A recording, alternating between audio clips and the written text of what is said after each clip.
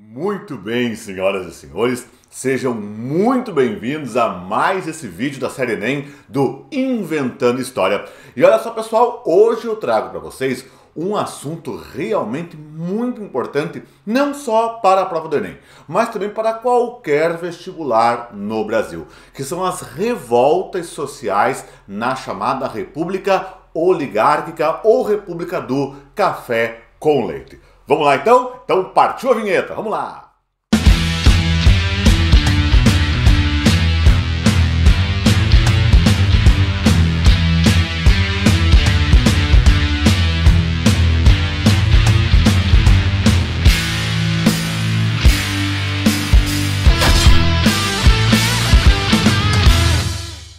Muito bem então, pessoal, bem-vindos a mais um vídeo. Mas antes, claro, pessoal, aquele pedido amigo, né? Vamos lá, se inscreve no canal. Pessoal, é gratuito e você só tem a ganhar. E é importante que você se inscreva no canal para que a gente possa crescer dentro do YouTube e continuar publicando mais material de qualidade para vocês, beleza? E olha só, pessoal, hoje o nosso papo, então, são as revoltas sociais na República Oligárquica.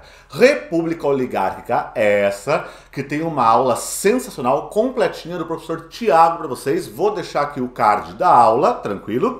E é fundamental que vocês assistam, hein, para enriquecer o conteúdo. Mas olha só, por mais que nós associamos a palavra república, por exemplo, a coisa comum ou coisa pública, não era bem assim na República Oligárquica, que era uma república flagrantemente elitizada, ou seja, não era, vamos dizer assim, sensível às demandas sociais do nosso país. Tanto que não por acaso, um dos presidentes desse período, o Washington Luiz, teria dito que a questão social no Brasil é antes caso de polícia. Ou seja, perceba que para ele a questão social não é um caso a ser debatido, resolvido, percebido e ouvido. É um caso a ser reprimido, é um caso de polícia, repressão de Estado, né? Só que dentro desse processo, então, essa República Oligárquica tem no seu primeiro presidente civil, né, o senhor Prudente de Moraes. E Prudente de Moraes já enfrenta logo de início uma grave guerra, né, uma grave revolta no nordeste do Brasil, junto ao rio Vaza Barris da Bahia, que é a Guerra de Canudos, que é uma revolta, atenção, messiânica. Por que ela é messiânica? Porque ela tem um monge, um líder religioso. Não era um monge ligado à Igreja Católica, tá? Era muito mais um curandeiro, um rezador chamado Antônio Conselheiro. E este homem vai prometer a um conjunto enorme de sertanejos pobres e expulsos de suas terras por coronéis da região um mundo de justiça, um mundo onde essa república que para eles era ruim não os atingiria. Claro, isso acende o alerta na República, que vai ser duríssima na repressão ao movimento, enviando 4 expedições militares até que a população de Canudos seja dizimada, né? O próprio monge Antônio Conselheiro morre poucos dias antes da tomada completa pelo exército daquela cidade. Essa guerra é muito problematizada, por exemplo, na obra, né, Os Sertões de Euclides da Cunha.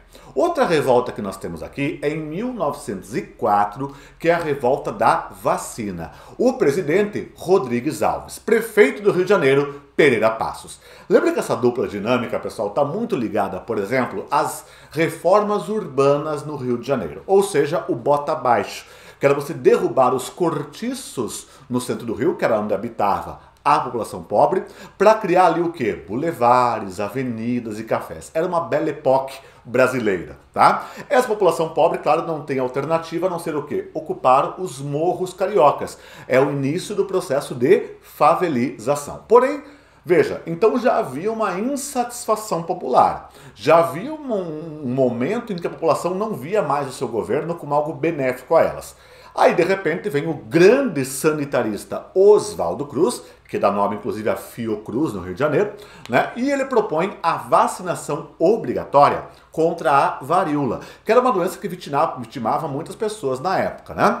Ora, pessoal, não há dúvidas, a vacinação é uma das maiores conquistas da humanidade. Ela salva milhões de vidas em todo o mundo, todos os anos. Vacinação é uma coisa importantíssima. Porém, naquele momento, não foi explicado à população o porquê da vacina, como seria feito, quais os benefícios.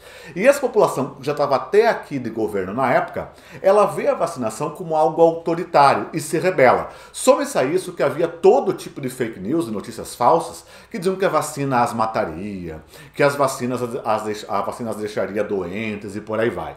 Então, quando os vacinadores chegaram, a população reagiu como? Violentamente. E a capital do país, o Rio de Janeiro, naquele período, é tocada à destruição por conta disso. Quer dizer, mas veja que não é contra a vacina. A vacinação foi a última gota, né? É uma revolta contra uma situação social.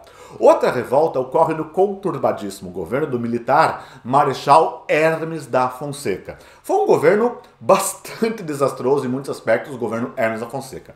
Já temos logo de entrada ali a revolta da Chibata de 1910. Essa revolta da Chibata, pessoal, ocorreu quando? Quando marinheiros da Marinha de Guerra do Brasil, a maior parte deles negros, se rebelam contra seus oficiais brancos contra castigos corporais, no caso, a chibata. Pense, pessoal, qual que era a cena? Você tinha um marinheiro negro no convés de um navio sendo chibatado por um oficial branco. Isso soava à escravidão, né, pessoal? E aí, claro, isso causa uma rebelião, onde esses marinheiros tomam os navios de guerra, apontam seus canhões para o Rio de Janeiro, chegam a disparar, inclusive, obrigando o governo a negociar. O governo negocia, garante o fim dos castigos corporais e garante o perdão, a anistia aos revoltosos. Brasil, a anistia, logo depois que eles se entregam, é cassada e eles são presos. Muitos morreriam na prisão e o maior de todos os líderes, o grande herói dessa revolta, o almirante negro chamado João Cândido, também ficaria preso, passou horrores na prisão, até depois morrer pobre, quase que esquecido na história do nosso país. Aliás, tem um episódio do Pode Perguntar, POD, Pode Perguntar, tá? Que é o podcast do qual eu e o Thiago participamos junto com nossos grandes amigos, professora Juliana e professor Bruno, e é o podcast que está no Deezer, no Spotify e em vários agregadores. É só procurar, tranquilo? Tem lá um episódio sobre o João Cândido para vocês, recomendo a audiência. E dentro disso, então, nós temos outra revolta do governo Hermes da Fonseca, que é a revolta do Juazeiro. Quando, então, no Nordeste do Brasil, novamente, né, nós temos uma revolta de uma oligarquia, de uma família mandante, que era a família dos Accioli, contra a política das salvações do Marechal Hermes da Fonseca. E essa família Accioli, essa oligarquia, né, Accioli, leia-se aí, então, um tipo de coronel, tá? Vai ter um importante apoio, que é a do padre Cícero. Esse era padre mesmo, tá ligado ao clero católico, que muitos nordestinos chamam carinhosamente de meu padrinho Cícero, tá? E o padre Cícero se alia então a essa oligarquia. E é uma revolta contra as políticas, né, do Hermes da Fonseca. O próprio padre Cícero, ao se envolver nisso, acabou sendo punido pela Igreja Católica na ocasião. Outra revolta nessa louca história do governo Hermes da Fonseca é a Guerra do Contestado, tá? Só que cuidado, pessoal, não confundir guerra do contestado com questão do contestado. A questão do contestado era uma disputa jurídica por territórios entre Paraná e Santa Catarina. Então, não, pessoal, não, foco, não. A guerra do contestado não é uma guerra entre Paraná e Santa Catarina, por favor, tá? A guerra do contestado é uma guerra que ocorreu nessa região contestada pelos dois estados e que envolve um conjunto de caboclos pobres expulsos de suas terras, inclusive, pelas ações de uma ferrovia, de uma madeireira que atuava no sul do Brasil na construção da ferrovia São Paulo-Rio Grande. E aí esse povo pobre vai se reunir em torno de um outro Messias, um outro monge que também não era monge, que era o monge José Maria de Santo Agostinho. Só cuidado, no contestado eram 3 monges, tá? João, João e José. O da guerra do contestado é o José Maria, tá? E aí acontece o quê? Esse povo se reúne em torno desse monge. O contestado é visto como uma revolta tanto sebastianista quanto, óbvio, e aí vem o link com Canudos, messiânica, porque tem esse líder religioso. Tranquilo? Já o outro movimento que eu quero destacar com vocês é a Greve Geral de 1917, no governo do presidente Venceslau Braz, tá? É a primeira greve geral na história do Brasil, parou o nosso país no ano de 1917, tá? E é uma greve que, apesar da terrível repressão de Estado à época, ela conseguiu ganhos reais para os trabalhadores naquele momento. Não é CLT, não é lei trabalhista, mas já tem alguns ganhos, tá? Isso no movimento de 17. Essa greve geral, ela foi organizada pelo movimento anarco-sindicalista, ou seja, Pessoal, no caso brasileiro, não se pode associar o sindicalismo diretamente ao marxismo, ao socialismo. Quando vem o sindicalismo para o Brasil, ele está muito ligado ao anarquismo, a outra corrente à esquerda. Beleza? Queridos, espero que tenha sido muito útil essa revisão para vocês. Já sabe, né? Dá aquela curtida, ativa o sininho para ser notificado de novas publicações e segue a gente nas redes sociais. Lá no Twitter, o @InventandoHST, com publicações diárias. Temos nosso Instagram, o @canal Inventando História. E claro, jamais esqueceremos nosso Facebook, o /Inventando História. E nosso site, que tem um monte de materiais gratuitos para você, que é o www.inventandohistoria.com. Tranquilo?